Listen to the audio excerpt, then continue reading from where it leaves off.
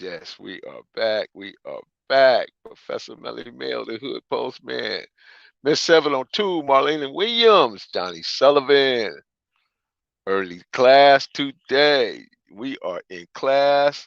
Get on the bus and let me take you to school. That's what we're doing today. But before we do all that, never, never, never underestimate the impact your that's Mm, I messed that up. Never underestimate the impact of your environment has on your growth. Never underestimate the impact the environment has on your growth. Matter of fact, look under your feet and check the soil that you're standing in because the soil is what's important, man. Because if you're standing in rich soil, you can't do nothing but become rich in spirit, mind, body, and soul. That's what's important.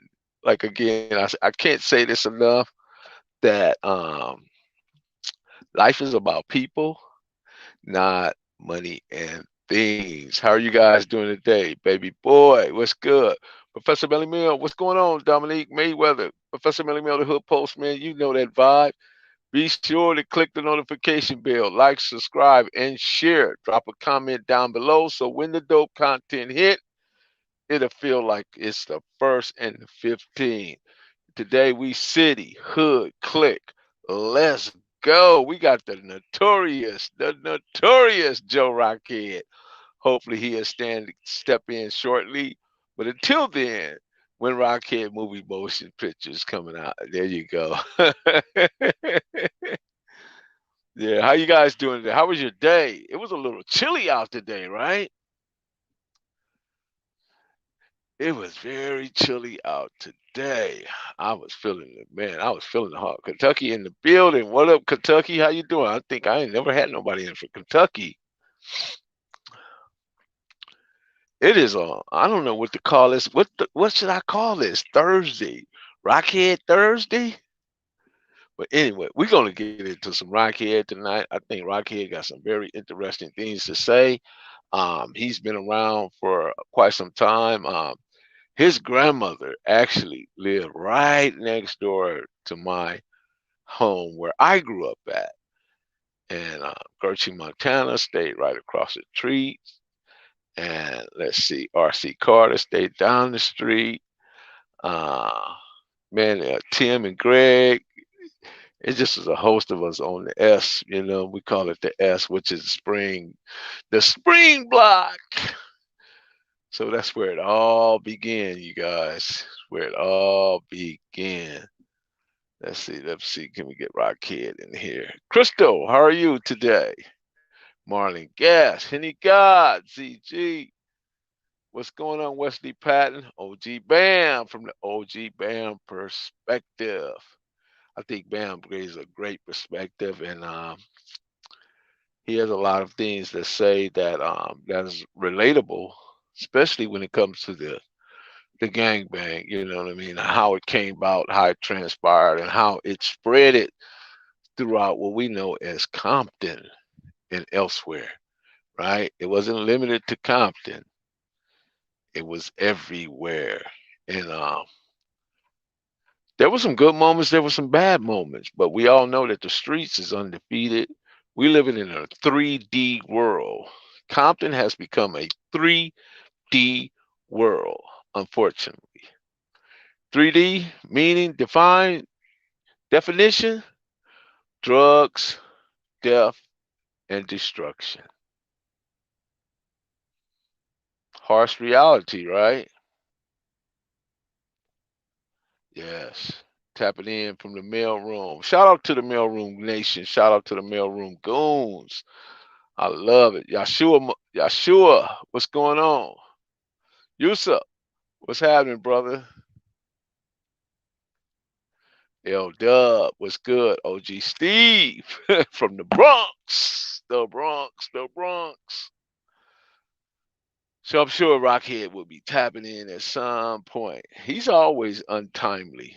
Never on time. I noticed that with him on Kevmac, how he's always late to everything. Look at that. That's the sun dropping right there, you guys. Shout out to the postman. Shout out MG, shout out to you, man.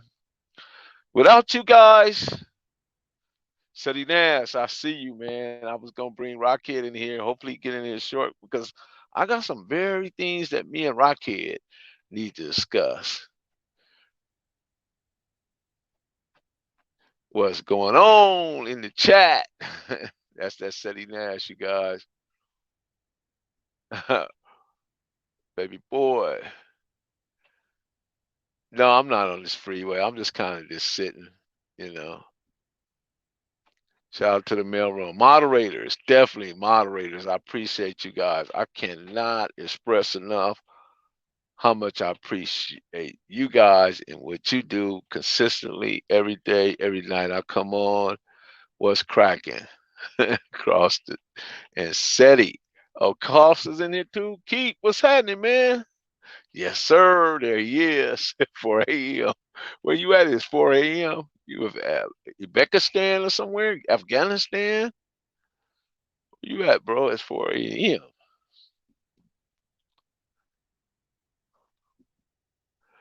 Oh yeah, text Rockhead and tell him get on up in here. Definitely. He will drag his feet. Wallace Hall from Baltimore, Maryland in the house. Be more careful. Man, I'm sleeping in here now. Don't you see that back there? That's a mess back there, right? Yeah. Grip getter. What's going on, Rockhead to the rescue? Salute to the professor. Lights out cuts. Yeah, Rockhead is coming in. Yeah, man. Rockhead, man. There we go. Let's see what Mr. Rockhead. Mr. Rockhead. I was just explaining to everybody that you're never on time, brother. No, hold on. That's it. He telling stories. You tell him I'm always on time. And I had Keith Cost to send you a text. No, he called me. That motherfucker called me through WhatsApp. Help said, you get yourself together. I said, I just ran the house, Big Keith. I mean, I know you're 4 in the morning.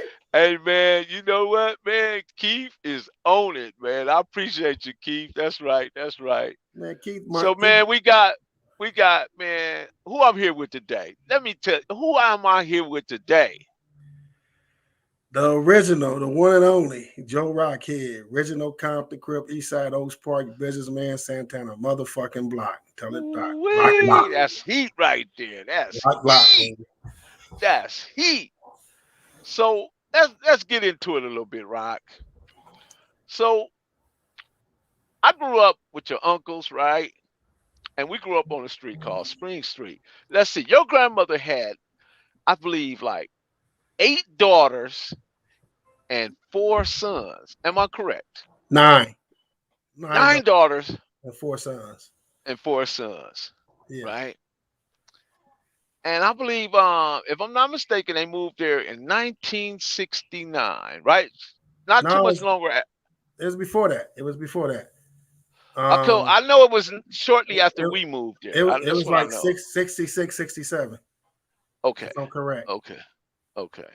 Because I asked Crazy Bob that shit when I was out there with him. So what do you remember mostly about those times that stands out in your mind right to this moment that you can articulate on? I mean, for one of the biggest things is the immediate family. I mean, I couldn't go to the store. I couldn't go to Gus across the street, get a burger. I couldn't do nothing without someone. Your mama and grandma know where you at, boy. You know, and that was a given. I mean, we were family. I mean, especially on Spring Street. Oh man, it was like still in the candy out of the cookie jar because we knew everybody. Everybody knew us. We couldn't sneak around the corner. We couldn't do nothing. You know, it was just, and all of us guys, you know, from again my generation on up, we all literally grew up together. You know, We knew each other. We hung with each other. Even and the crazy thing about it, a lot of cats like Buddy Miles on McDivitt, a lot of them cats never really banged, but you would thought because we all grew up together the way we grew up, the way we went to Mel together, where I went to Whaley briefly, But really, it's the friendships, the brotherhood, the familyhood, and that's what Oaks Park, Spring, McDivitt, Willow, that's what all that brought to me. When you got Midnight, you go all the way to the other end of Spring, you got Ivan Brooks, Midnight, and like you said yesterday, immaculate hands, Immaculate. immaculate hands, and Midnight, guys, I looked up to like, damn, and like I said on Cam Mac yesterday, when I say I don't have big homies, it's based on my experience, what I did behind the wall, but the Midnights, the Ducks, the Yogis, the Raiders, the Mad Doctors, Crazy Crip, Bullet, all them dudes technically are my big homeboys. But they didn't look at me as a little homie. They looked at me as the kitchen, or that's Rudolph, little Rudolph. They didn't look at me and say, "Come here, little nigga." They didn't treat me like a little homie. They treated me like I'm their family. And that's how Oaks Park was. It wasn't about big homie this or little homie this. It was about family. You know what I mean? And that's what thinking back then brings to me. We really were family. And no matter Yeah, cause go ahead. yeah, cause we grew up in the butt whooping era. Yeah, oh yeah. See, cause my mama can whoop your butt and your grandmama can whoop my butt. Yeah. So we grew up in the butt whooping era. Your mother and my grandmother was like almost like sisters. You know what I mean? It was like that close. When I ran away the very first time, your dad said, no, go in the garage and Angela gonna come and get you when she go to sleep. You know what I mean? Them the days I remember. Your dad, he was strict, but he'd rather see me safe than out there not knowing. So he went against his own wife, your mother's wishes, take his ass back to Miss Kitchen. You know what I mean? He knew I was gonna get beat down.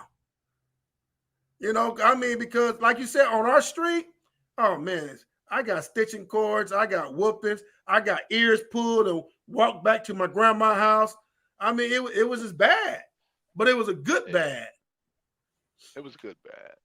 Well, let me bring something else to your attention, and I don't know if you remember this. Right next door was Bitter Dog Wallace. I don't know if you remember Bitter Dog Wallace. He had a mama, I think she was named Miss Nancy's sister named Peaches. And then, Peaches, yeah. Okay, and then down the street with Lola Brown and Melanie Brown and Nita Brown, they had a brother, that was Big Scrunchy. Butch. Yeah. Butch was Big Scrunchy. And then down the street with Robert Thomas was Frog, right? Then further down you had JD. But everybody in that neighborhood would either be down nearby where we were at, and down nearby on the first end of Spring, or the second end where Robert Thomas lived. And I'm talking about, man, you could go down that street, playing nothing. No, not our street, man. Our street, we was cocky. We was a motherfuckers. I ain't gonna lie about it. Everybody can say what they say about what they do and what they did in their hood. Man, look it. If you didn't get down, you're gonna fight on that street. If someone come and call you out, you're gonna fight them. Period. And everybody watching. If you don't fight them, you gotta fight everybody on the street. And I'm telling y'all, man, some of the older homies I had, you didn't want to fight them. Nah. Robert Thomas, I mean, you didn't want to fight him. I mean, you got guys that people don't really know as original Compton Crips, because by being the only Crip set at that time on the east side, we didn't spread our wings like that. Certain homeboys did from Oaks Park, certain ones, but in general, we didn't really spread our wings and go everywhere. You know what I mean? We stayed and put, and the motherfuckers came on to get out, we got out. Motherfuckers, I remember when Yogi heard that, motherfucker got his ass whooped at Whaley. Like, he came to Whaley ripping bricks of cement off the sidewalk. I remember that. From Dominguez. You know what I'm saying? Them were kind of guys you had. We looked out for each other. When word was, no one going to school that day, nigga, I try to hide in the fucking kitchen, hide in the back with a garden at. My grandmother grabbed me by my ear, Miss Kitchen, and walked me to the motherfucking bus stop, took her gun out her bosom, and said, if you let this motherfucker get off that bus before he get to that school, I'm going to shoot you. That was my grandmother. And I got on that bus. I'm the only motherfucker from Oaks Park on that bus that day. The bus take us straight to front of Whaley. You got the 70s and Ludus Park right there waiting on us. And I'm by my motherfucking self and took that ass whooping. My grandmother didn't play. My grandmother was so cold. You remember, Mel, when motherfuckers used to bring their dogs to fight Dynamite? And she used to tell me. I remember Dynamite was the craziest dog in the world. Craziest dominant picture in the world. Yeah. You just made me remember Dolomite. Yeah. She used to tell people, if you want to fight my dogs, baby, you got to get in the car, get on the roof. Because once Dolomite get this dog, he going to get you. And no one really could fuck with him was Bobby and Grandma. Because Bobby was just as crazy as Dolomite. Hey, listen, Rock, I remember one time, right? We standing around there. That's when we was wearing those, because in the early 70s, we was wearing those platform shoes. I don't know if you remember that. The elevated platform shoes, right? I remember looking. Somebody came around and they wanted to fight Blue Boy, right? Donny, right? Mm-hmm. So Donny said, okay, let me take my shoes off first because he had the platforms off. So Donny got to pulling his shoes off. When he pulled the last one out, he took that one start. He beat the dog out of body with that shoe. Man, I'll never forget the man. Donny was an animal, man. But Donny was the square. I know, but Donny, everybody didn't realize how athletic Donny was and how fast, because Donny was the fastest on the block. Yeah. Nah, you think he's faster than Bobby? Yeah. Bobby used to get mad because Donny, because I'm going to tell you what happened. Bobby used to get motherfucking car lengths when he ran race the whole block. He used to get motherfucking car lengths. I'm going to tell you what happened.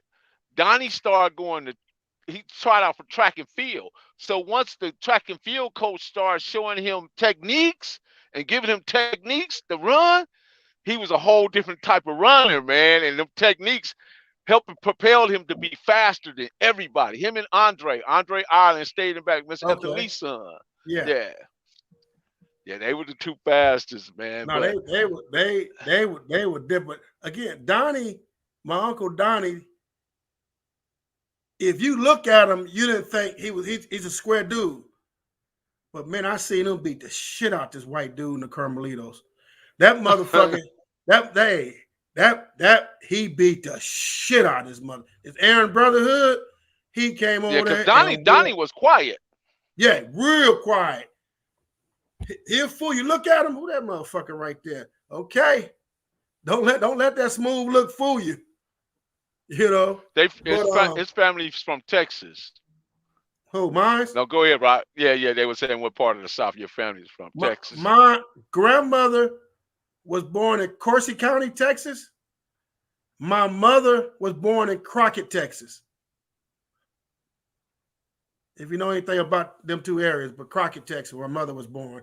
My grandfather, from my understanding, his father was somewhere in Ketchum, Louisiana. So that's kind of what a tree at. And his mother was full-blooded Indian. My grandfather's mother. So here go one for you, Rod. It was a time, right? And Bobby was going with a girl across the street named Kelly, right? And Bobby and Kelly had fell out. So Bobby pulled us into this big old melee where we out there, they bring all their family from Watts, and we got all of us on Spring Street. We out there chunking bottles for at least an hour back and forth at both houses. Talk to us about that. What'd you think about that time, man? Do you remember that? I'm going to tell you, I remember it because I'm going to tell you what happened. When Bobby did that shit, me, my sister Deborah, My sister Deborah beat more niggas' ass than niggas. And we went to the store. Then old girl and her little brother, what's his name, little skinny dude? Willie or Winky. Yeah, Winky. And he like, my sister like, you get your ass whooped, right? And the girl, the fuck you dumb, you get your ass whooped and don't make my brother beat Winky's ass. So you need to shut up. So when we got back to the house, I don't know who threw the first bottle. We talking shit. Everybody talking shit. Then all of a sudden, bottles, at least 200-300 bottles of rocks, trash. I mean, it was like the Beverly Hillbillies fighting their neighbors. And the part that really got me going when my grandma came out the door. You remember that? Miss Kitchen came out the door and she said, what the fuck is She went right in her bosom. She had big titties. And right in her bosom, long ass, long nose, Smith & Wesson. Remember that gun? Long nose, Smith & Wesson. We used to have Wayne. We used to go get Wayne. Wayne, go get the guns. Go get the guns. Yeah. Wayne, go get the guns. And we go bust it and we bring the guns. That's how ignorant we were. Yeah. So, and she's like, hold it. We're not going to do all this shit. Motherfucker want to fight. You going to fight her. You're going to fight my granddaughter, Deborah. Y'all going to fight. Bo. That's Bo. Bo had hands. Call it Bo. Man, I saw my sister get in a fight one day, man. The police pulled over and sat on the hood. So that was the best fight they ever seen. Two bras fight before. And she became best friend. But I'm going to tell you what happened. Me and Rat was on the bus. And this girl like, I beat both of y'all asses. I said, I don't fight girls. Rat said, I do. Nigga, we pulled over, got off the bus. She started whooping Rat's ass. She picked him up, slammed on the car. All of a sudden, I'm laughing. I'm fucking laughing. All of a sudden, Bo came out of nowhere. Are you fucking crazy? That's my cousin. Wasn't no pulling hairs. It wasn't nothing. They fought like niggas. And the police pulled over. I said, shit, we for get in trouble. Them motherfuckers sat on the edge of their car and were looking at a real fight. And they became best friends. No. Hey, Rock, do you remember? Go ahead. Go ahead now. No, I was going to ask you. I was telling everybody about Moon and Jug. Jug and Moon the same person. He was 7 foot tall. Did you remember the first time you ever saw Moon? Or did you ever meet Jug? He was 7 feet tall. He used to be down there with Robert Thomas. I know you're talking about. I didn't. And I looked at him, nigga. I was 10 years old, and I went like this. I'm like, who the fuck is that? Kareem Abdul-Jabbar. I'm like, motherfucker. I'm 10. I'm like, okay. What's up, dude? You're like, what's up, dude? I'm looking. Nigga, like, I said, Bobby, who the fuck is this motherfucker? He ain't nobody. He all right. But we had some anomalies around there, man. Yeah, I mean, look at Raider and Big Yogi. They motherfucker was 6'7", 6'8", talking about they Crips. And they was with it. They was really with it. And then when Drew Fly came around there, big old Drew Fly, same thing, man. These dudes was grown men but boys at the same time. Yeah, they was grown but boys. And us and my generation looked up to them dudes because them dudes didn't try to bully us or punk us. No. You know what I mean? They was righteous, real homeboy. They was real. They see you. That's that kitchen dude. That's little Rudy right there. I used to hate that shit, nigga. Y'all used to call me Rudy. Oh, you hated that name. I hated that motherfucking name, nigga. Y'all, that's that white boy name. Y'all used to call me Rudy, man. Your mama had that bad. Rudy, I used to say, I was scared to say something to her because she didn't play. Your mama didn't play. I used to say, your dad, come here, boy. I like, it's all right. I said, man, my name ain't Rudy though. And I know you don't remember this, man, but I'm trying to get you to remember the first time you and John McElroy, Bird. Remember? John McElroy. Y'all swung around there, man. I handed y'all that goddamn it. And man, it was 20 years later. I see y'all. I still ain't seen you. Man. I don't know what was going on.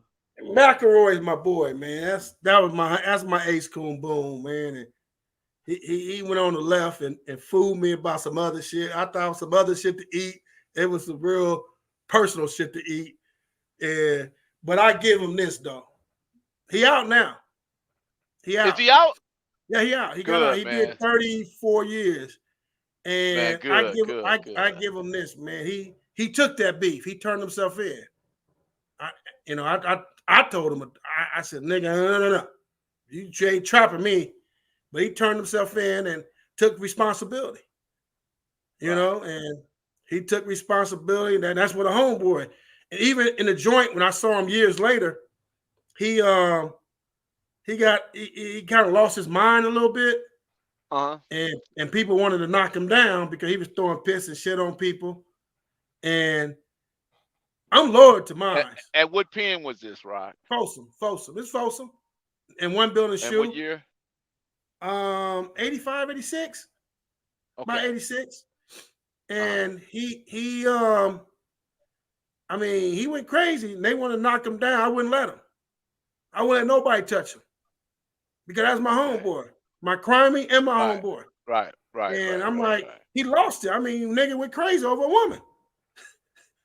I mean, so and he was wrong. I what remember he was doing. He had two brothers. I remember Gerald McElroy, John McElroy. I can't remember the other. He had like 3 or 4. We had 4 brothers. Right. He had about 3 or 4. And they all stayed right there. White Boy Dean stayed on the street. Burdock stayed on that street. Burdock stayed in that first house right behind Dr. Beecham was at the time. And then McElroy's was next door to him. Yeah. And McElroy was homies. Bird McElroy was he was a accountable guy. He was with the business. He lost his mind. But he doing good now. He lives far out. He got out. He reached out to me. We talked. I looked out for him a little bit, and he's doing good now. He's married. And we know Tiny Man. Yeah. Oh yeah, we know Tiny Man. We know Tiny Man. Yeah. So go ahead. Now go ahead. I'm listening. No, I was just saying those were some interesting times, and also, man, the people didn't know that we had a guy that he was part of the SLA. His name was Robert Banks. He taught us karate. He taught us how to fight. Taught us how to wrestle. Yeah. He stayed in the greenhouse across the street. You know Robert Banks? See, that's why people would tell people who know me. They said they'd rather fight me in a football field than fight me in a room or an elevator, because that's where I learned how to fight at and wrestle. Right. Because he literally kicked my ass. He kicked my ass when I was little because I wouldn't listen to him. And the more he kicked my ass, the more I wanted to learn that shit. Right. And I started listening and learning. That's how I learned how to fight and learn how to I loved it, wrestling. Wrestling became my second nature. Right. Because of him. But you're absolutely right. I mean, but what about when y'all hit that honorary? Oh yeah, that was a whole nother level right there. Oak Park hit the honorary in our hood. It was all ours, everything. Y'all old dudes did that. Yeah, that's a whole nother level right there, Rock. You forgot about that, didn't you? Yeah. No, I ain't forgot about it. I want to forget about it, but I didn't forget about it. That was Joe Rocchead. Good evening, brothers from the jam in the jail. Fam. Right definitely. On, man. Appreciate it. Most definitely, man.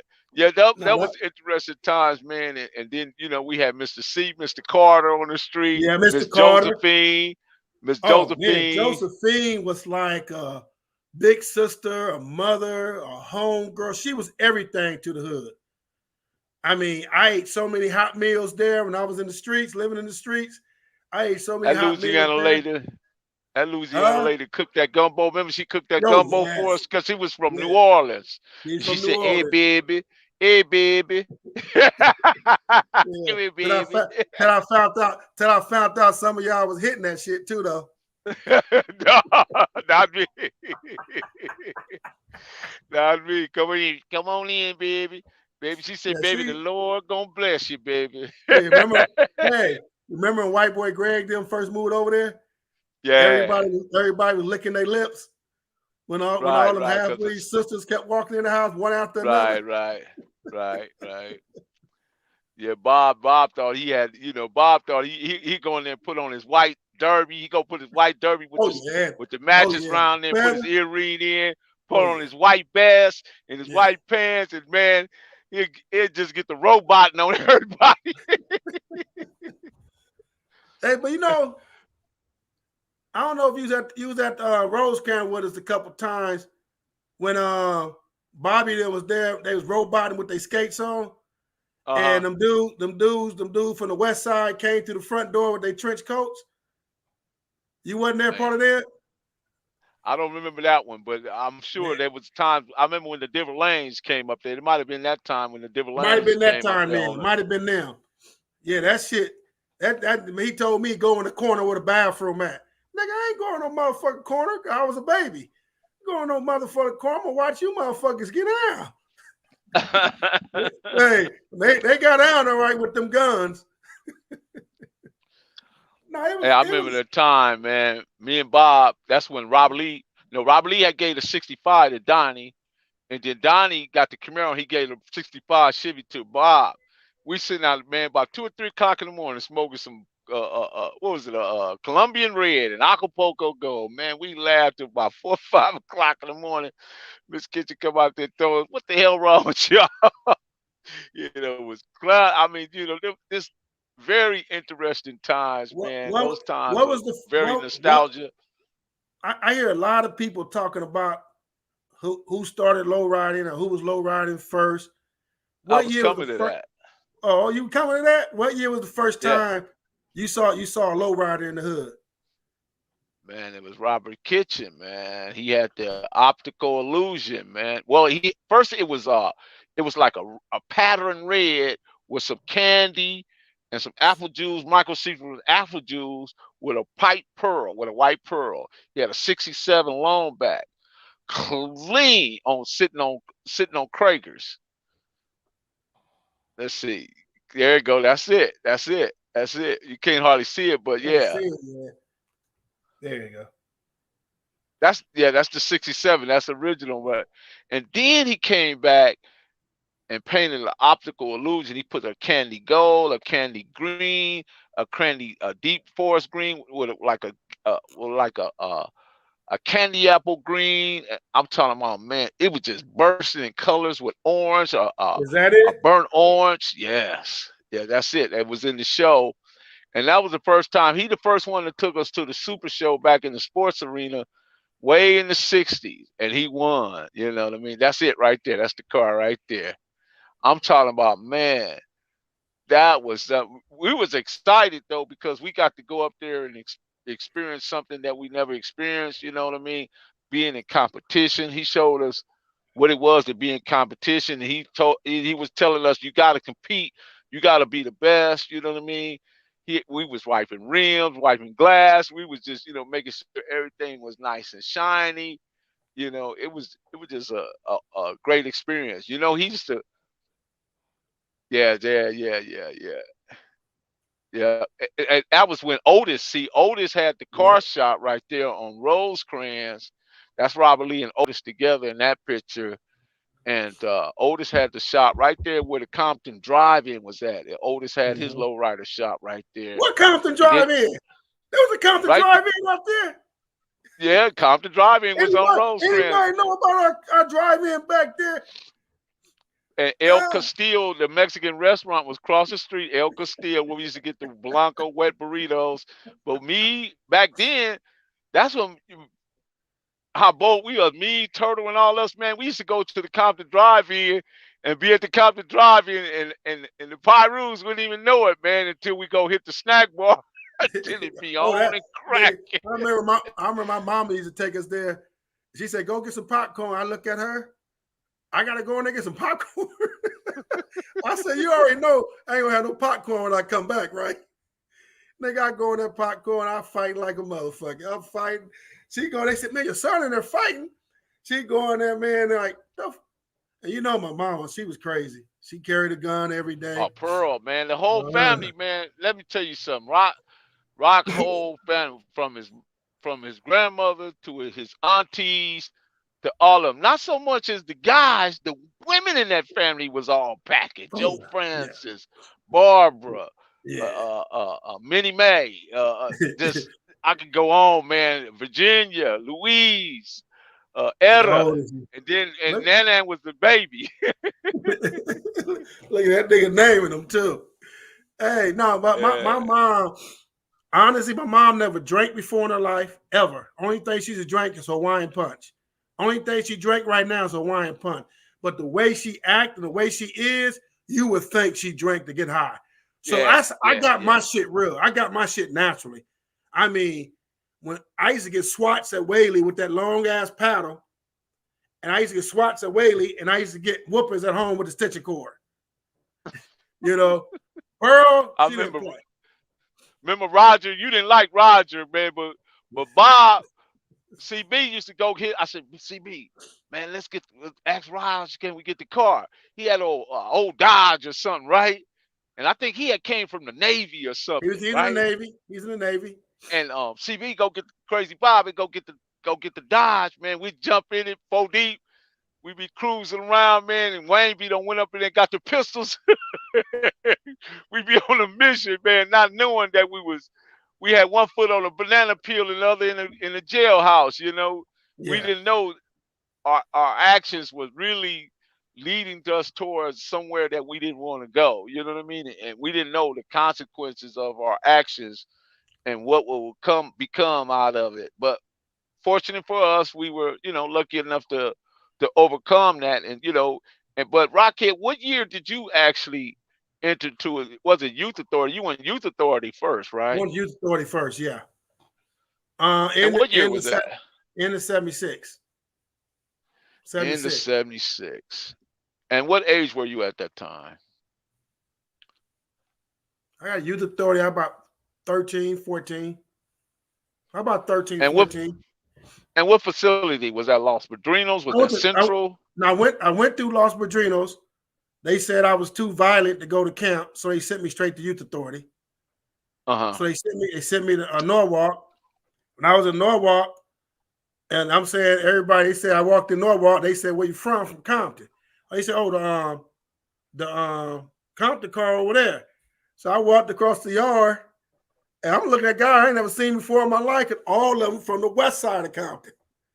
Mm-hmm. And I was too young to travel to the west side like that.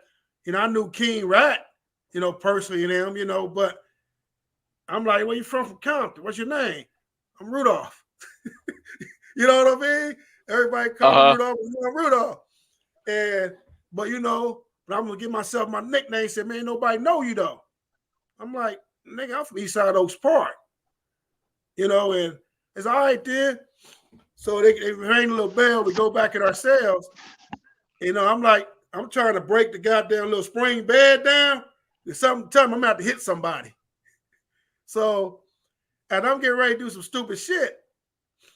Boo Boo showed up. That's when Boo Boo showed up. Oh Boo Boo shucks. showed up.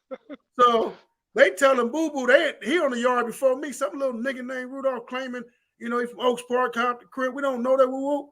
Boo Boo, look, that's a kitchen. That's my homeboy. You know what I mean? So when I walk out Right. there, I'm ready to get down. I'm looking at, hold on, that's Boo Boo. He the one went home. When he got home, told my grandma, "Oh, he in there acting up. He So acting let me crazy." provide a little background for Boo Boo. Boo Boo was like this real skinny cat. He could have been no more than 5'4", real skinny, but dangerous as they come. Remember we used to have the big steel wool type beanies. He Yeah. wore that, and he wore his pants hanging down. And any given day, man, he would have the biggest gun you could ever see on him. And he just, man, for Boo how little Boo, he was, you wouldn't imagine how dangerous he was. Because Boo if you Boo, looked at his size, you would miscalculate the danger you were in messing with a boo boo. Boo Boo was a machine. Boo Boo was also Yogi's big brother and Ranger's big Baby brother, brother. Yeah, and Ranger's big but brother. Yogi was the oldest, but Boo Boo acted But like Boo he Boo was was the oldest. one. Yeah, Yeah. everybody thought Boo Boo was the oldest because Boo Boo was really. We don't talk about him much because he died You know, in the uprising of Santana, when Santana really started breaking out. He died before that, but Boo Boo was one of our first homeboys that ever bought a house over there in the hood Right, right. at a young At an age. early age, at a At a very young early age age. with a swimming pool. Yes. Yeah, he was the first one. He's man, I'm And gonna have get kids. and have 100 Crips at his house Had a every hundred day. every day. Boo Boo was he was the man. I mean, he was a man the guy who died before his time. You know what I mean? And if he was living, he'd probably be one of them names every Crip in the world would probably talk about. Cause that was Boo Boo for most part. I mean, that was he was like, yeah, he was like family. You know what I mean?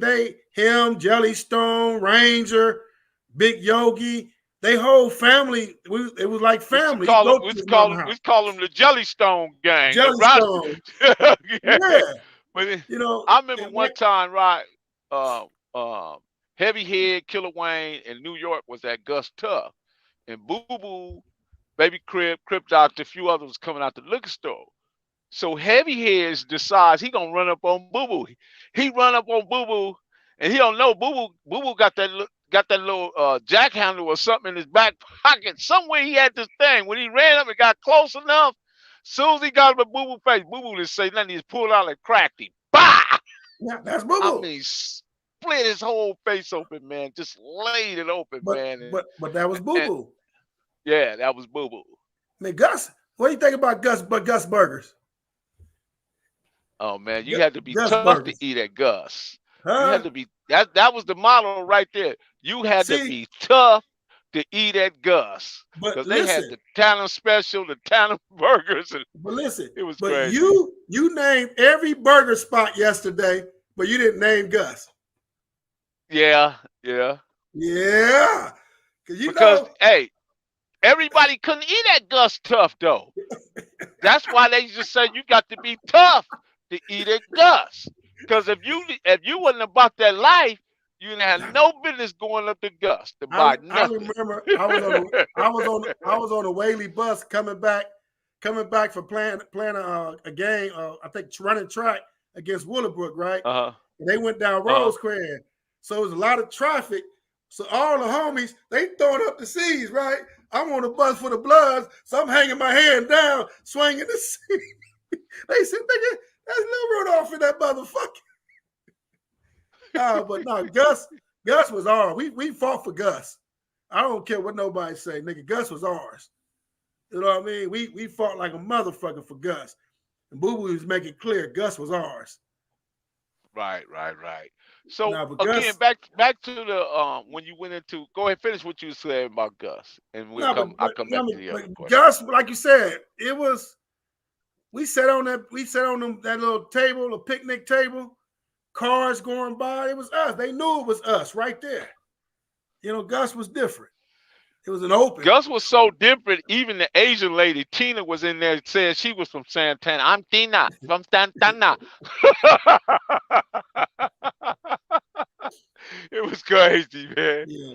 But anyway, back to your YA bit. But what was in your instincts that made you break that bed or that rod down that made you want to be, you know what I mean, that you knew you had to protect yourself against something? I didn't What like was the vibe. I didn't like uh I didn't like the fact that I wasn't just accepted saying I'm from Compton Crip. You get what I'm saying? And you know, some of the guys like, man, we don't know you. And I didn't like that because I don't think none of us gonna know each other at one point or another. And I was just ready. Honestly, I fought every day at Los Padrinos. I was laying motherfuckers out. I got out. And going to Norwalk and not knowing what YA I'm gonna go to, you know, and then you say count the car and you going across with the count the car happy. We don't know nobody know you, little homie. You know what I'm saying? Rudolph, you know, I'm like, nah, fuck that, you know. And at that time, like even in Los Padrinos, I was headbutting people, and when I'm fighting them, and that's when I said I'm gonna call myself Rocchead, crazy Mr. Rocchead. But when I got in front of the Comptons, Rocchead didn't come out. Rudolph came out. You know what I'm saying? And because I know if anybody reach out to where we at, Oaks Park, oh, that's a kitchen. It's easy. But I didn't feel comfortable.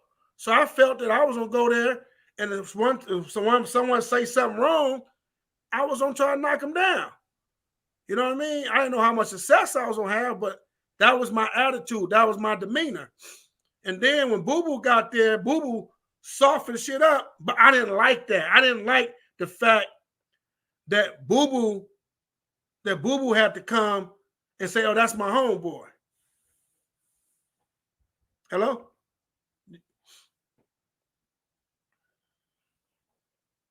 You get what I'm saying? Right. I didn't like that Boo Boo had to come and say, "That's my homeboy." And I never felt good about that. So when they sent me to Nellis, I'm in Nellis. They put me in Cleveland, where the kitchen workers at. And I'm in the kitchen, and I'm looking like, nigga, what's that unit over there? They said, that's the Madhouse. The Madhouse? What's so mad about that? That's where the gangsters at. I'm like, oh, hell no. I should be over there. They said, what the fuck? What you mean? Man, you got to be violent. I said, for real? Nigga, I went to the first probation officer, got down with him, grabbed his head and pushed his head until he cracked them little wire windows they had. And I was after I did some time in the shoe, I was in the Madhouse. I got to the Madhouse. You had some niggas. LA was deep. LA was deep. Again, I always tell, I never knew anything about LA. I knew Long Beach and Compton. I knew a little bit of Watts, but never LA. I never expanded. I maybe went to LA once or twice, and I was with CB. I was in the car with him while he drove out there, but I never really interact with anybody from LA. So that's first, I'm hearing like Hoover Crip, East Coast. I'm hearing these different. Who were some of the figureheads? You know what? I can't remember the names. I don't remember none of the names. I just knew them. I heard all them names. I'm like, "Hey, where you from?" I'm crazy, Mr. Rocchead from Eastside Oaks Park businessman. They like, well, we know Compton Crip, but what's Oaks Park? You know what I mean? I was like, what are you saying, homie? And they like, what's happening? I said, so I got down because they didn't really know. They knew Compton Crip. They didn't know Oaks Park. They from LA. Like, I didn't know they hood. So I got down with one dude. Then every day I start getting down with different dudes. Then motherfucker like, man, that motherfucker right there can scrap it. That motherfucker all right. They said, so they like, nigga, you good, nigga. We see you with your business, Oaks Park. Then I got kicked out of Nellis, and they sent me to Paso. When I go to Paso, I'm sitting there, chilling, and same type of situation. I'm like, again, if you don't have people from our neck of the woods, and I wasn't like all y'all, like Doug, you, CB, y'all was grown. Y'all moved around Compton. I always was congested either there or Long Beach. So right. I'm like, and I got out a couple times. Motherfucker, okay, I'm motherfucking with the business. Then I ran into Time Bomb from Ludus Park. Time Bomb from where? Ludus Park? We got out in the middle of the track. We got out. We got out and got into it. This little white dude, I was bullying. I probably was bullying him or whatnot. He jumped on my neck in the classroom and tried to cut my throat with a little razor, and I threw him through the whole motherfucking window and dragged him. I woke up in a hole with boxer shorts on, handcuffed to the metal bed, and they was feeding me with a sack lunches with my hands handcuffed, waiting for the bus to go to TS. So they sent me to TS. When I go to TS, motherfucker like, where you from? From Compton Crip, Eastside Oaks Park businessman, right? They said, okay, you got your homeboy Boo Boo them here. Boo Boo. Somebody else was there. And I'm like, okay, well, we got a Compton meeting. I'm like, Compton meeting? I said, man, I'm from Oaks Park, homie. You know, so two dudes came up to my cell. They said, homie, all the Comptons. I said, homie, check this out. I said, I'm cool on that. I said, I come down, but I'm cool on that meeting shit because I didn't trust meetings, after my first experience. So next thing you know, they was told to come up there and beat me up. So I kicked their ass. Nigga, when I say I could fight, nigga, I could fight. I kicked their ass. When I kicked their ass, Weasel. Remember Reginald Brimmer? Yes, Weasel from the Red Weasel, House. Nigga, Weasel come to me like, Rudolph, what the fuck you doing? I look, nigga, who called me Rudolph? At that time, nigga, I did not like my name being told. I just want to be Rocchead, fuck Rudolph. So I turned around, it was Weasel. Nigga, what's up, homie? He gave me a hug. Nigga, what you doing beating up homeboys? I said, cuz they came to my cell. Nah, Rocchead, you gotta come. We just meeting and everybody know where we from, what part of the town we from, Rocchead. Come on, that's what you call yourself, right? I said, yeah. He said, man, come on, Rocchead, we good. So we go down there, Weasel, and I ain't gonna say his name, but everybody know, the dude thought he was the king of all Compton. Yeah, little niggas, y'all gonna go by certain shit. I'm like, homie, I said, Weasel, I'm not staying listening to this shit right here, man. I'm not gonna listen to this. Nigga ain't gonna tell what fuck. He ain't from Oaks Park. If somebody, I said, boo boo. He said, Rocchead, nigga, you in jail like us, nigga. We ain't, whatever you want to do. And boo boo, like, when he said that, I said, I'm gone. I'm not listening. And I'm young, but I'm not listening.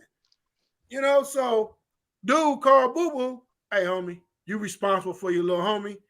Woo woo. And Boo Boo like, man, Oaks Park do it our way.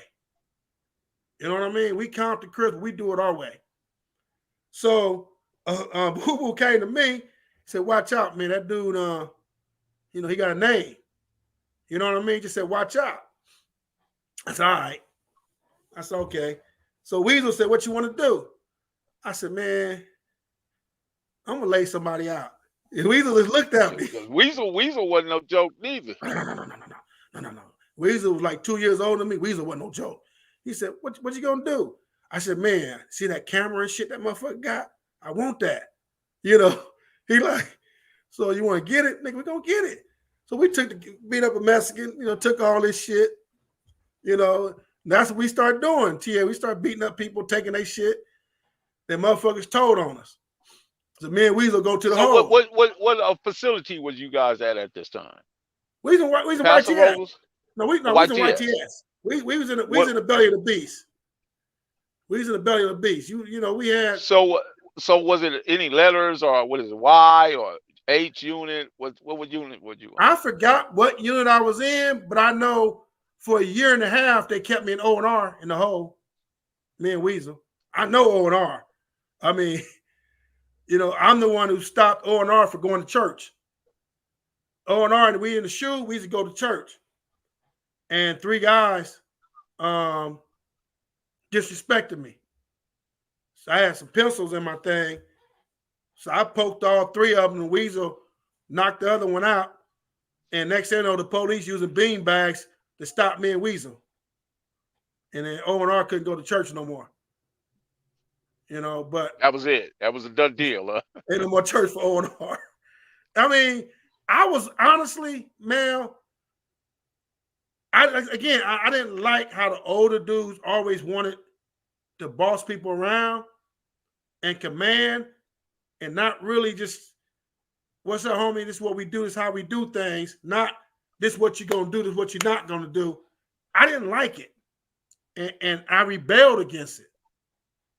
So even though you didn't like it, did you think it could have been constructive, or did you think it was harmful towards who you was as an individual? I think the tone was harmful. The tone, like you his boy, you up on his wing, he your big homie, this is what you're gonna do, this is what you're not gonna do. I didn't like it. My mom beat my ass every day. I got whoopings every day. So I'm not gonna sit and come to jail and let someone tell me what I can and can't do, and we both in jail. If you the homie, you the homie. but you're not my boss. I don't know my biological dad. You're not my daddy. You know what I mean? And then Weasel didn't help because he was older than me, and Weasel was just as bad as me. So what year was this, Rock? Me and Weasel, by that time, me and Weasel, 76, 77, about the middle part of 77. Middle Was part of SAG 70. there at that time too? SAG wasn't in no TS with us. Okay. I don't Okay. think he was ever at TS. Nah, TS. Just asking.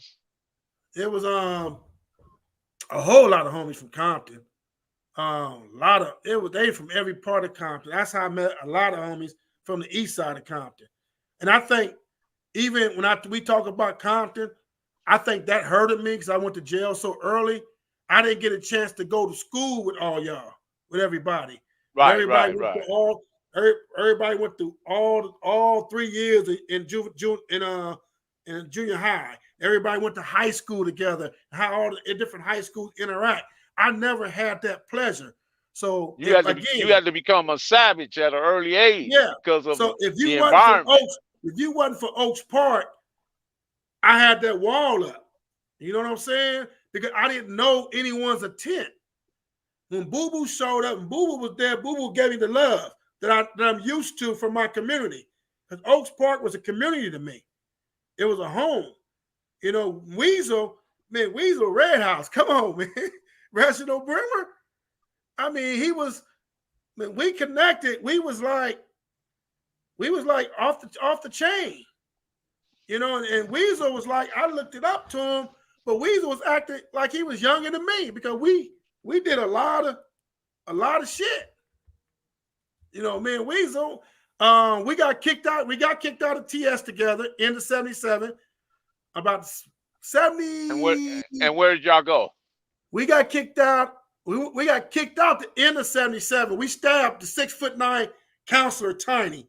Anybody that TS and O&R, they know they had a 6'9" white dude, Tiny. The white dude that I saw that I tried through the window in Paso Robles, we in the shower, taking showers in O&R, all of us in the showers. I got soap on me, and I looked, and I said, Weasel, that's that motherfucker trying to cut my throat I threw through the window. He said, what? Nigga, we ran soaking wet with soap. We ran to our cell, got our little weapons, and we ran back and we laid the white dude out. And Tiny grabbed Weasel and threw Weasel across the whole day room and grabbed me and threw me up against the little bench tables in the day room. So, nigga, I jumped up on Tiny's neck and Weasel was trying to hit him.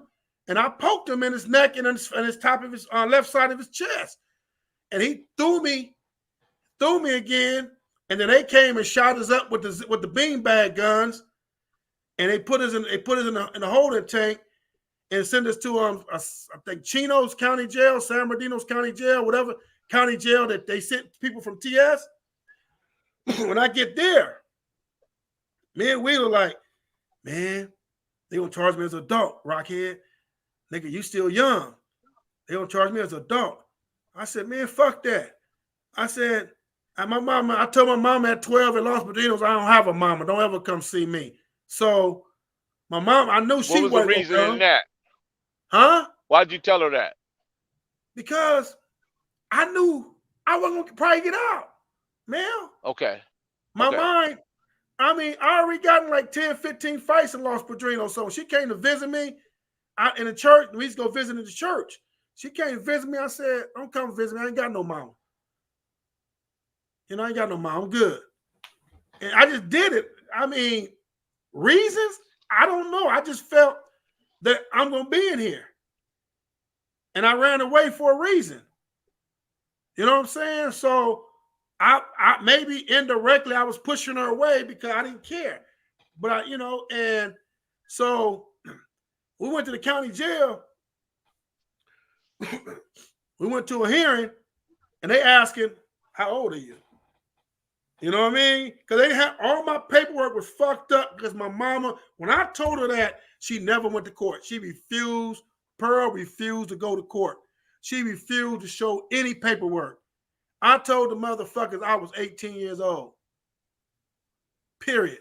They looked at me. You 18? And I said, fuck you. And I cussed the judge out. Them motherfucker was so crazy. They like hit the motherfucking shovel. Get his ass out of here. That night in the county jail, I heard a white dude say, I got me another nigga. And we were like, what the fuck is that? I don't know. Then the next night, I got me another nigga. I said, Weasel, the fuck going on? Somebody said, man, he down there raping blacks. I said, why ain't nobody got him? They said, man, he's a big old Aryan Brotherhood, AB. He like got hair all over his body. Nigga, we said, fuck that. We finna get this motherfucker. We finna go get him. Man, we got down to the second tier. We had mop hangers, the rangers for the mop. Nigga, we had mop sticks. We go down there, we looking at a goddamn gorilla. This motherfucker with every bit of 6'2", 6'3", if not taller. He had so much hair. I mean, it was like you could comb his shit. He had hair. He was big tattooed and shit. Nigga, we went after that motherfucker. Me, Weasel, Tyrone Tyrus from Five Deuce Broadway, Gangster Crip. We went after that motherfucker. That mother, Diamond D from Five Deuce Broadway. He was there. Nigga, we went out. That motherfucker swung all of us, nigga. We was like little loaf of breads. Like a loaf of bread. He's swinging all of us and shit. And we hit him and hit him with the stick and shit. He got hit about 20 times. It didn't budge him. Police ran in there, fucked us up, put us in the hole. We get out the hole 4 days later, sent us back to our cell. I got me another nigga. It's all we heard again. So we got to kill that motherfucker. We got to get him. And even then, you had grown-ass men there, Mel. Grown-ass men there. They didn't do nothing. It was us youngsters trying to get him. So we go to the child. And we said, look, this is how we going to get this dude. So we go back. They sent him to High Power. And High Power, they said he got poked a few times by some real Negroes in there in High Power. So we go back to Child, and we laughing. And the guard said, you niggas think y'all slick, huh? You think that shit gonna stop? And I got that metal tray, and I swung that motherfucker hard as I fucking can and knocked him across his face. And Weasel jumped up and got the fork. Nigga, I woke up in a room with rubber room with a little hole in the ground with that bullshit on me. I woke up like that. Straight jacket. Yeah. I woke up like that. They took me to court, nigga, like that, strapped up. You know what I mean? Hit that gravel, state penitentiary. State penitentiary. So what penitentiary you land in? I went to Chino first. I went to Chino first. Mel, they opened the door. All I heard was white boys and Mexicans say charge. And I turned around. Motherfuckers running that way. And I'm like, fuck that. They separated me and Weasel. I didn't know where Weasel was at. We had a dude in my cell was pretty down. So we rush into it. Like, we trying to get out. But on the tier, you know, motherfuckers say charge. You got a little tier. Everybody can't get to everybody. So I'm trying to swing. I ain't got no weapon. What year was it, Rock? That was 78. That was 78. About end of 78. Middle part, end of 78. We was in the county jail for about 6-7 months. And we get told that shit happened. We go to our cell. I'm like, shit, this how this shit is in prison? You know what I mean?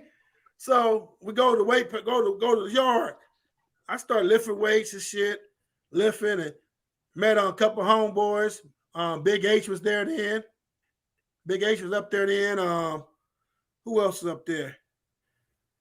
Baby Rock just got up there. He's been up there. He was leaving. I was on the yard for a week before he left. Baby Rock was James Miller there?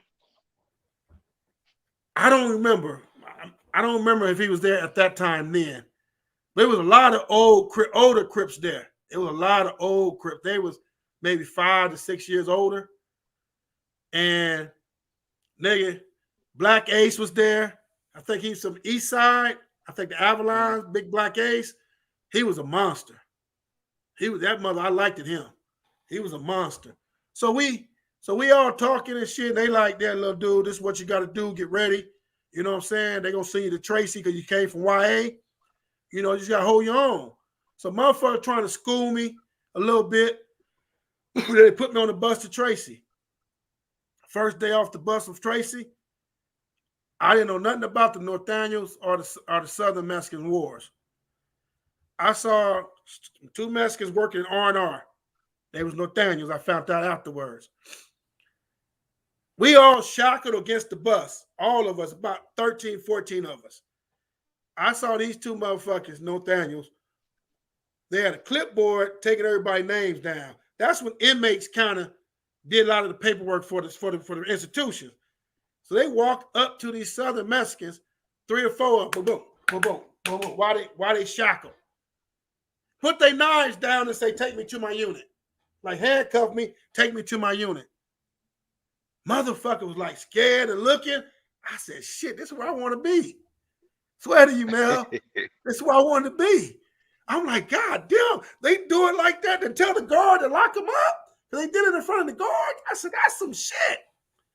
Man, that's when I went to orientation. Movie Star.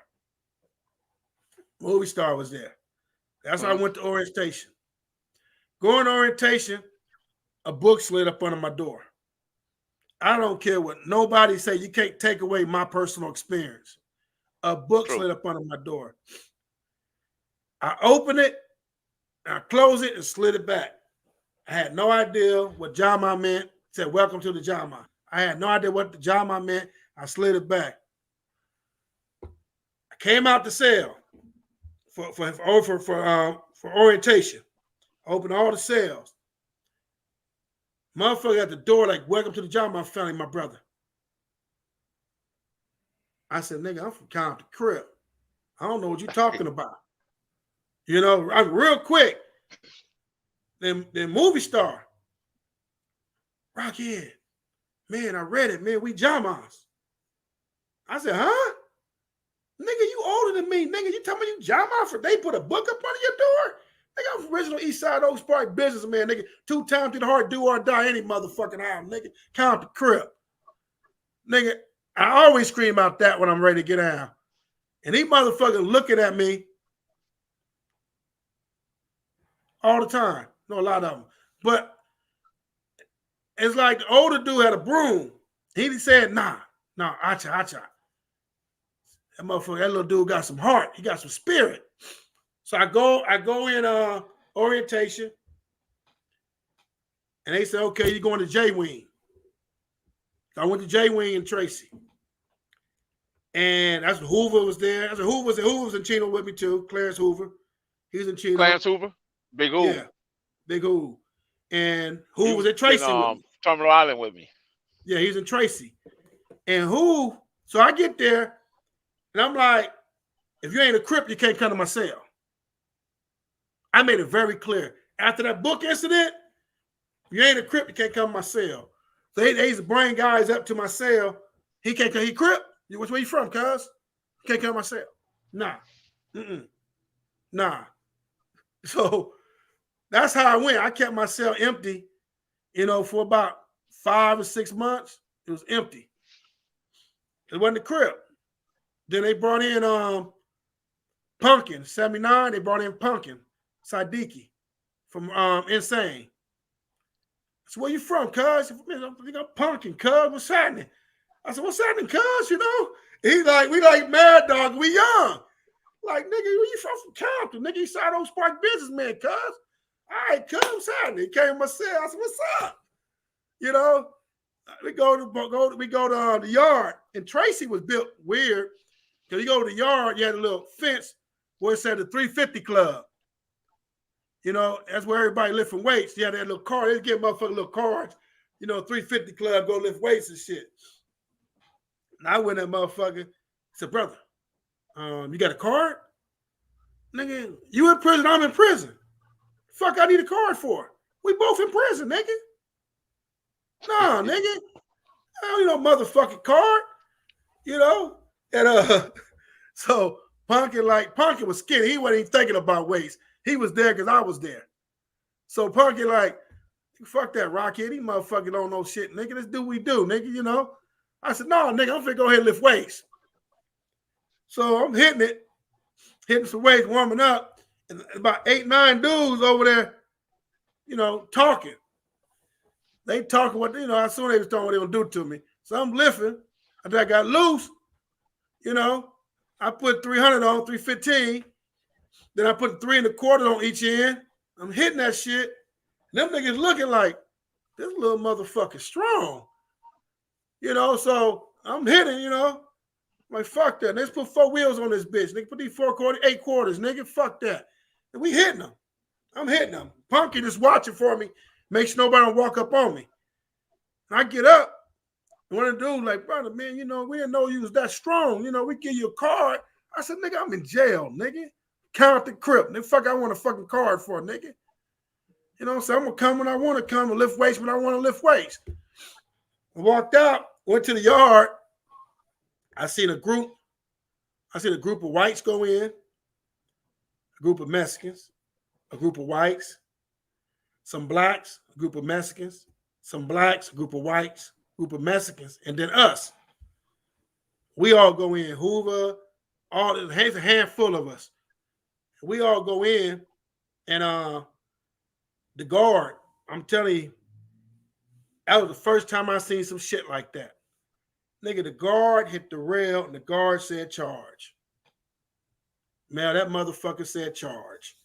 And when they said charge, every cell opened up. When all them whites and Mexicans came in, they were just jumping in everybody's cell. So when he opened the cell, motherfuckers going up on the tier to go in their cell, motherfuckers rushing out of all them cells, throwing brothers over the tier. So what was your thoughts at that point?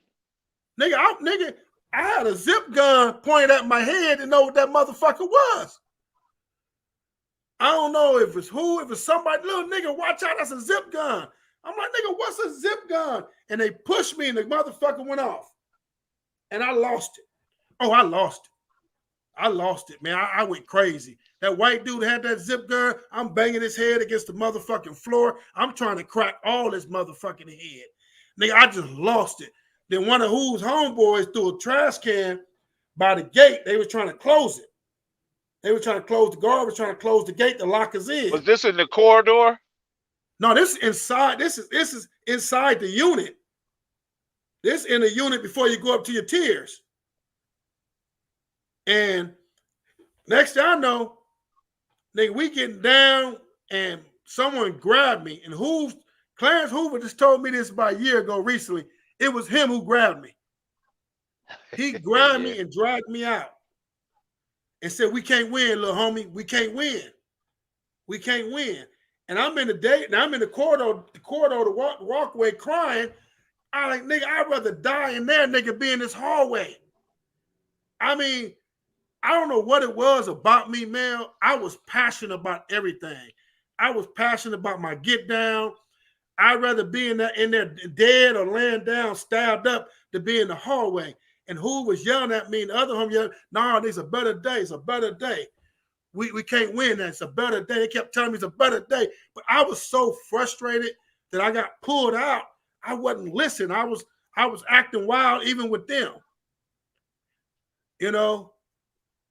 And after that shit happened, you know, they locked us all up. You know, and for a week, they didn't shower nobody. And then one of the older homies sent me a kite. So, homie, no, man, we that kind of war, and we can't win. We had to get you out of there. You're too valuable. You are a motherfucking warrior. You're too valuable. And I'm like, nigga, fuck that, nigga. Y'all should have left me in there, because I was literally crying when I saw all them brothers on stretchers, man. They just pulled out on stretchers. So he's blindsided. None of us paying attention. You know, when the guards say charge, open up, and all them brothers thinking they finna go in their cell, and white boys and messages coming out their cell, throwing them over the tiers and shit. That war was bad. That war was costly. And so me and Punkin like, Fuck that. What we gonna do? I think we finna get these motherfuckers. So word came up, some older guy. They said, Rocchead, they gonna shower eight Mexicans, 8 whites, 8 blacks. They're gonna make the blacks use the downstairs shower and the whites and Mexicans on the second tier. I said, so how we gonna get knives? They said there'd be something in the shower for us. I said, okay. So me and Punk can go down there. We get our knives. And look at, we the 2 youngest. Everybody else like in their 20s. We the 2 youngest. We go upstairs, second tier. And we made the left turn, and we had to make another left, then the shower on the right-hand side. And as we made the turn, we looked behind us. No one with us. The other 6 brothers in the shower still. So Punky said, what you want to do? I don't give a fuck, nigga. Fuck it. We just gonna do what we do. All right. Man, we stepped to the shower. They security came at us. We just start swinging our knives, our fist and our knife. Then the main white dude took off running. So wait a minute. Let me understand what you just said. You mean they had security while they were showering? They had some dudes standing guard? Yes. Okay. Yes. And the one dude, white dude, took off running. The main white dude took off running. Nigga, we chased that motherfucker to the end of the tier. And all I know was I'm on top of him doing this. And I might have hit him about 40 times, but only 4 of them really went in him. You know what I'm saying? And I'm just hitting. I'm just digging. And all I felt was a beanbag hit me in my side. Boom. Pumpkin already got hit with the beanbag twice. Then it hit me again. Boom. Then I tried to pick my knife up and hit him again. I saw that 38. I laid down. I saw the 38. I laid down. And after that happened, they handcuffed us. We walking. I'm fucked up. Them beanbags fucked us up. Fucked me up really bad. And I'm barely walking. And I look at the shower, and them older brothers tell me, man, they stopped us. They stopped us before we came out the shower. They saw we had these weapons. And I'm looking, and I looked at Punk, and them coward motherfuckers. Cowards. Nigga, we cowards. They sent me to K-Wing. Let me ask you this question, right, before you go any further. How do a coward survive in an animal house? Because obviously you was in an animal house. How do cowards survive that? Man, all I know is 2 or 3 of them dudes got dealt with by Hoover them, by leaving me and Punkin hanging. Okay. I know 2 or 3 of them got dealt with by leaving us hanging. Okay. I think one of them was a Crip, and the other ones from up north, and another one, I don't know where all of them was at, but one of them was a Crip. He got dealt with, and the other dudes got dealt with too. But shout out to the Mailroom Nation. So we went from there. We went to K-Wing. They put me right on. I forgot what the tier it was. It was the second tier. It was all Vanguards. That's when C, the blood dude, C, I forgot what blood set he was from. He was actually the head dude for the Vanguards. Ajax and Baby Rock was there on the tier. Baby Rock and Ajax told the guards, take him off this tier. Got love for him. Baby Rock just got out. I talked to him a few weeks ago. I got love for him. How long was he gone? He was almost 40. He was down to 77, wow. I think. Wow. And he got out this year. This year. And from 74 Hoover. And Baby Rock said, and I didn't understood why he told him to take me off the yard. Because I'm walking on the tier and the Crips on it. Take me off the tier. I said, cutting the Crips on the tier, niggas Rocchead, nigga from County Crip. You know, and next thing I know, I heard they put me in a cell and no, take him off this tier. He don't belong on this tier. I'm like, what's up, cuz? I'm like, what's happening? And I never understood it until later that he didn't want me caught up into the Vanguards. Because when we talked a few weeks ago, he was basically saying, like, cuz if you'd have stayed on our tier, nigga, you'd have probably been a Vanguard and you was too young to be involved in that, to understand that. So he looked out for me. You know, him and AJ looked out for me. And that was the first time other than what Hoover them did, that was the first time that the Crips looked out for me for the right reasons. Because I don't know if I would have turned or not, because I'd have gravitated toward the two older homies. You get what I'm saying? But so I didn't know what. So they did that. Right. They put me on the other tier, well, all BGLs. Wasn't no Crips in that shoe unit then, and K-Wing then. But me and Pumpkin. So they put me on the tier, and they sent you to this little yard. Sent to the little yard. One side of the yard, you had the toilet, the sink, and the shower. The middle of the yard, you had the drinking fountain and the basketball court. The other side of the yard, you had the handball court. So this before, like I said, the prison got overpopulated. They had the blacks, the whites, and Mexicans on the same yard. The only yard that was separated was the Nathaniels. They had their own yard. And they had us on this yard. So I'm playing dominoes, chess, you know, a little basketball. We go to the handball side. So they say yard change. It's like we'll put our backs against the gate, and they put their backs against the ball, and we'll slide over like this. Like slide over with that kind of gap between us. Really? You know what I mean? What was that about? That's how they get the other side of the yard with the basketball court and the toilet, and we get the handball. But Trip, sometimes when we slide over like that, we say charge, we go. Like a sandwich. We get down. Like gladiators.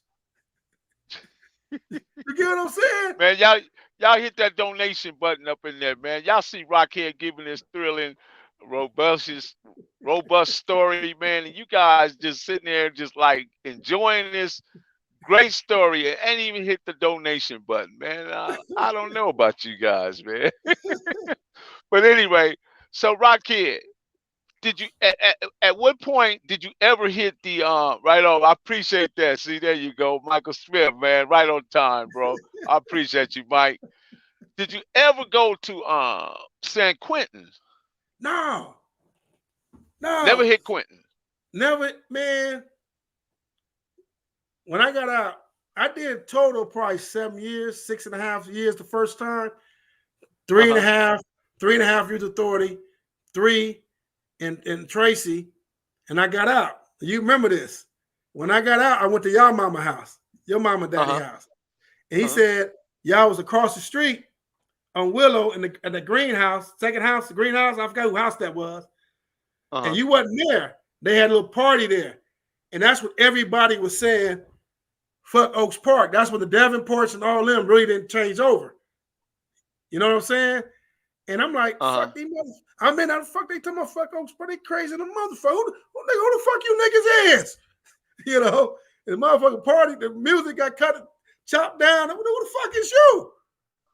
Nigga, who the fuck this is, nigga? I'm Rocchead from Compton. Nigga, Eastside Oaks Park businessman. And none of them niggas, I was gone, so none of them little niggas knew me. Nigga, I go right outside. On, Kenneth Johnson. I appreciate you.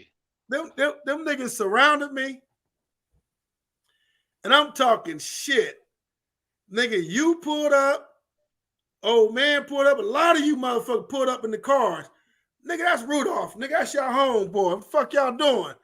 You know, I said, nigga, what the fuck y'all doing? Talking about fuck Oaks Park. And that's what you was trying to explain me. No, nigga, Santana now. You know what I mean? The other homie like, no. I said, no, y'all can't say that though.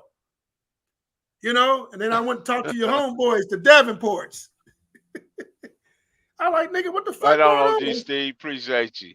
They said, man, this shit, you know, Rock, this shit changing, but we still Oaks Park.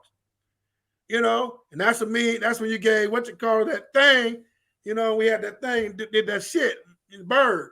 Right. You know? Right. So it was a lot of different shit going on. That's when everybody was convinced. We had the football games at was it Hosler or Linwood? We played football games in different hoods. For being a was great you part moderator. of that? Huh? Say again, Rock. Was you part of that when we had the football games against other hoods? I think it was Yes. in Linwood. I forgot Yes. where it was at. We And played everybody at said, "Man, Compton College. We played yeah, everywhere. yeah." They said, "Man, go." They said, "Man, go play football. Man, go to Long Beach City." And that's when I checked in at Long Beach City College briefly. Everybody said, "Man, Pomino, play football." Pomino. Let me address this question. Pomino, bro. Pomino was like little brothers to us. They came out. They came out after us. They was not never. They was never. Matter of fact, there was no such thing as Pomino. The first Crips in Linwood were Linwood Crips. That's Peabody, Wino, Shorty, Duck, Tonell, Andrew, Black Andrew, Gary. I can't think of Gary's last name, but yeah, those were the first Linwood Crips. Thank you, Frederick. Appreciate you. So there was no such thing as Palm and Oak, bro. It was POP, Palm and Pine before it was ever Palm and Palm Oak. and So pine, palm and I'm pine, helping you with your information, brother Williams. Yeah, palm and you pine. misinformed, bro. And So it They was was right Oaks there at Park. Oaks Park. Oaks Park was the original Oaks Park and Red House, then Midtown. And Midtown and Palm and Oak was not Palm and Oak, but Midtown and Linwood Crips. So because I was all in the park when all these dudes got courted on. I was right there when the boot camp took place, when dudes were right there lining up, sizing up, and running down the line. You know what I mean? Getting their metal tested and see was they battle worthy or was they spiritually and physically ready for what was they about to embark on. I was right there, 1972. So there you have it. So go ahead, Rock. I didn't mean to interrupt you, man, but sometimes I gotta correct people. But you should do that. You should do that more often. Right, We can't allow people to get away with certain stuff. But although it's their history, it's their right, history, but at the same time, when it reflects back, like that hit more close to home because you was there in the beginning of all that at Oaks Park right, and Oaks and Pine. You get what I'm right, saying?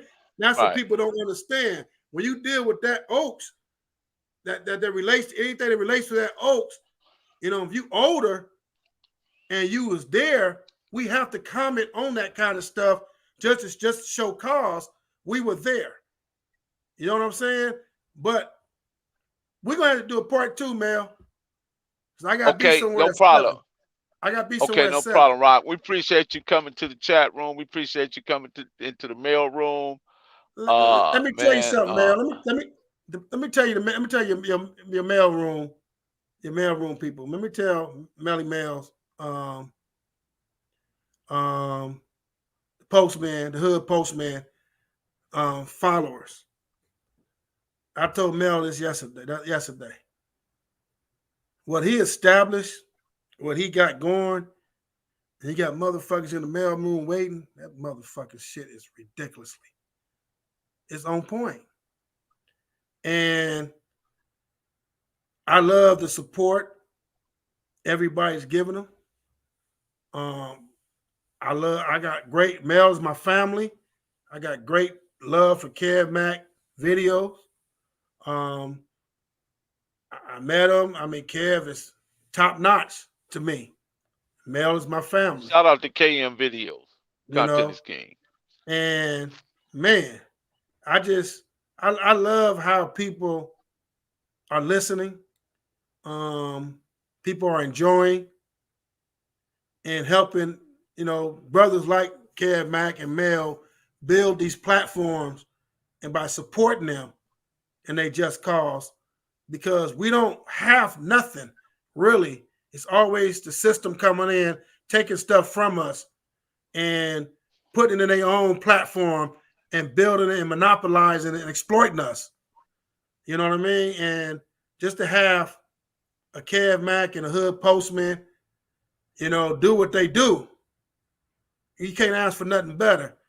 But when males start off this one here with me, with family, and ask what I really feel about where I grew up at, that's what it was, family.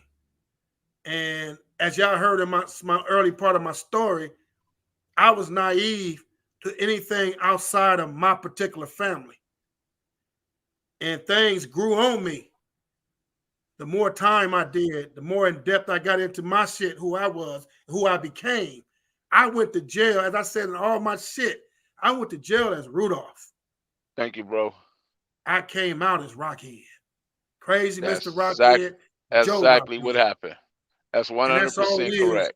And there's so much more that we can share. And I will be back for part 2 for the Hood Postman and Yeah, that because there's some mailroom. things I want to get into because I got to get into you about your Jim Brown history, your American Yeah. Youth Program, your American Yes. ICANN program. And Rockhead actually brought me in, him and Juan Longino, when I first touched down in 92 to America ICANN. I took the American ICANN program and I learned that establish the facts, eliminate the negatives, and choose your best Now, options. eliminate the Those are negatives, some. establish your facts. Now it goes eliminate your negatives, establish your facts, choose your best option. In life, I'm That's gonna, just I'm gonna like leave what out. I just said, Rockhead. No, you I said just, establish the facts first. But okay, in life, people always jump to the gun. But we eliminate our negative thoughts, and then establish our facts, then our options are much more cleaner. Am I correct, ma'am? absolutely, Our absolutely, options are, and that absolutely. Jim Brown American program, if it wasn't for that program and Jim Brown, I know for a fact I'd be dead or in jail for the rest of my life. That program made me and helped me realize my taboos through my childhood conditioning and brought me and made me the man I am today. So it'd be a pleasure to come back on and talk about my change, my growth, and my relationship with the notorious Jim Brown. Absolutely, man. So we appreciate you, Rockhead. I'm gonna answer a few questions. We're gonna let Rockhead bounce up out of here. Salute to Rockhead, and man, he gave an awesome, thrilling story. We look forward to having you back on the platform so you can finish that story. We're gonna hold you to that because we gotta go now. We gotta go to Folsom. We gotta deal with Folsom, man. You know, Folsom gonna be a little tricky, but we gonna deal with it, bro. Oh, Folsom ain't tricky at all. Listen to me. Okay, Folsom ain't tricky at all. okay, Folsom ain't okay. tricky at all. All So right, until the then. next time, Rock. Appreciate you. Later. Later. Once again, man, we in the mail room. Shout out to the chat room goons, the mail room nation. Any questions? Let's get the questions going. Anybody got any questions? Chop them donations while y'all in there, man. Press them thumbs up, man. Follow Crystal, follow Marlena, follow anybody that's a moderator in this chat room, man. Please, man, let's do it. City, hood, click, let's go. What's the question? Right on, Mike. I appreciate you, man. God's property. Follow God's property. Got God's property up in there. Miracle Juice 91. What about Pelican Bay? Pelican Bay, man, was a stress. My cage is a cage is not my home, nor is it my habitat. Even if I was made to be placed in the open environment, even if my creator created the cage out of solid gold, I would never accept the existence of being in a cage. That's the way I feel about cages. What's your thoughts on Whack One? Whack 100. I think Whack 100. Actually, I think Whack 100 is a brilliant person. I think he's obsessive in his verbiage, and a lot of times I think he likes to engage and keep himself in the news spin in the media cycle. He likes that because it keeps his name out there, and it's a money machine, bro. That's what I believe. It's a money machine, and he stays in it. OG, respected tonight, hosted by OG. Bam, right on, Bam. That was dope. So right on, man. Yeah. Yeah, what about that time for Bam? Bam is coming on tonight in the United Streets of America. Shout out to the United Streets of America. Shout out. Wait a minute. What's the reason Santana picked the black bandana? Well, that's just Santana wanted to be different. It didn't want to have his own identity. It didn't want to be. See, you got to understand when Santana was formulated, Oaks Park and Midtown was feuding. And the only thing that was going to make that stop was to have something totally different and something new. And Bullet provided that. And unfortunately, when Bullet lost his life and when Boo Boo lost his life, is when it came together.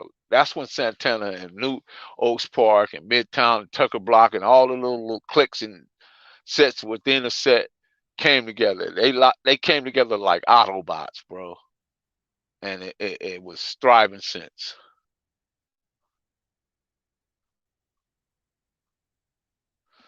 What was it with Mad Dog?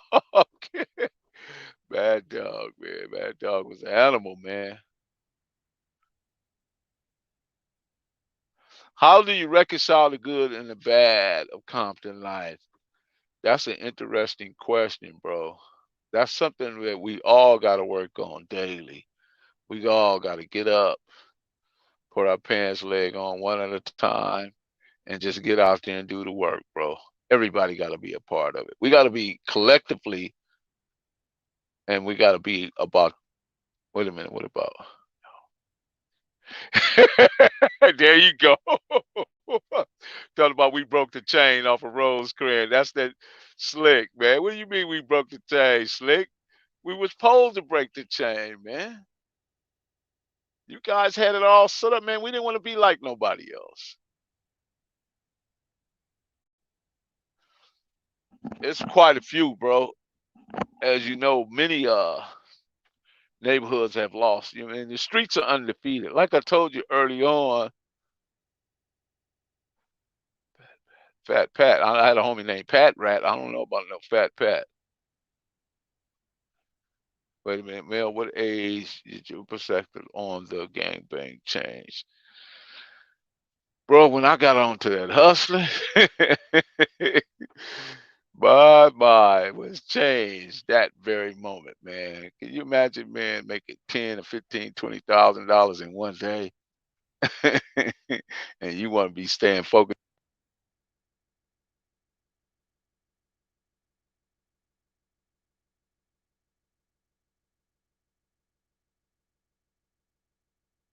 Mm. Joe Rocchead, respective always and upright, man. Yep.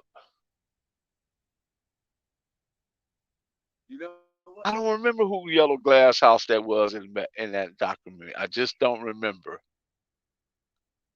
Streets is undefeated though. You believe that? And we're now living in a 3D world where it's death, drugs, and destruction.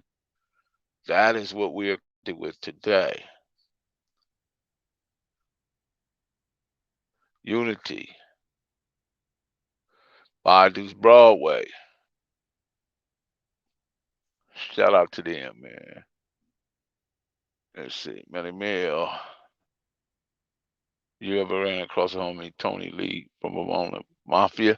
Nah, I knew some of them cats though, but not him.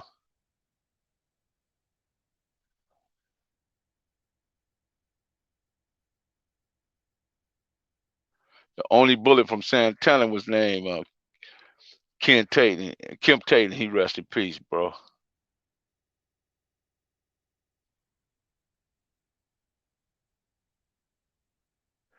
Yeah, I had to definitely. There was times where I saw certain things in individuals and let them know, you know what I mean. This ain't really what your life is about. And Bootsy was one of them, you know what I mean. Because don't get me wrong, Bootsy had hands and he was could fight really well and do a lot of different things, but just the aspect of being a gang member wasn't his life. Yeah, I can name them, but not gonna do it this time. We'll do it another time. Big homie Rebo, rest in peace. Your stuff is on point coming up. Right on. I appreciate it. I didn't know Too Pretty Kenny, man. You know, Too Pretty. I don't know. We either we was missing each other or we just wasn't in the same space at the same time. Yeah, well, I'm pretty sure you can go ask them. We gave them the business too. That's the business don't go one way. The business go all ways, bro. Staying right on God property. I appreciate that. I stayed in the lab. You're right. I stayed in the lab.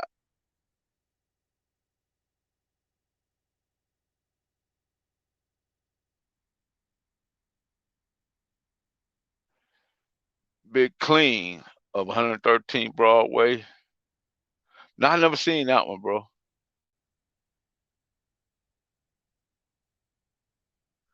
You know, that's an interesting question, E Money. I'm gonna look into it though. I don't know if you can run for office with if you ever had a record.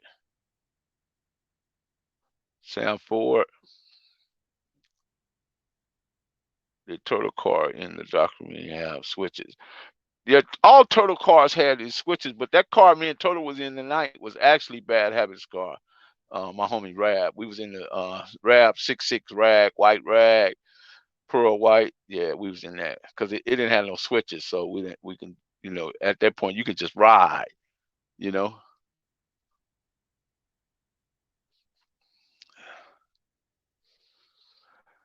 Bro, listen. Thanks for the donation, bro. I appreciate it. Thank you. Anybody, bro, if you NY Finance, y'all couldn't mess with the fire rules. Hey man, you entitled to your opinion. But if you were here, you would know better than saying that.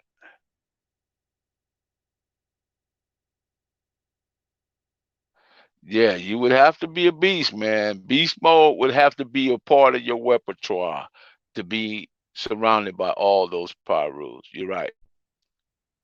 Ain't no winning. You're right. The streets is undefeated. Well, anyway, we been in here long enough, man. Look forward to tapping back in with you guys tomorrow. Right on eyeball. I appreciate you. Thanks for the donation, man. Shout out to the Mailroom Nation. Thanks for everybody who donated tonight. Shout out to my moderators, man. You guys are the best. I couldn't do this without you. Shout out to everybody who comes and enjoy the platform. We'll be back on. We'll be back on tomorrow. It's Friday. God damn it. Pull out them goddamn it.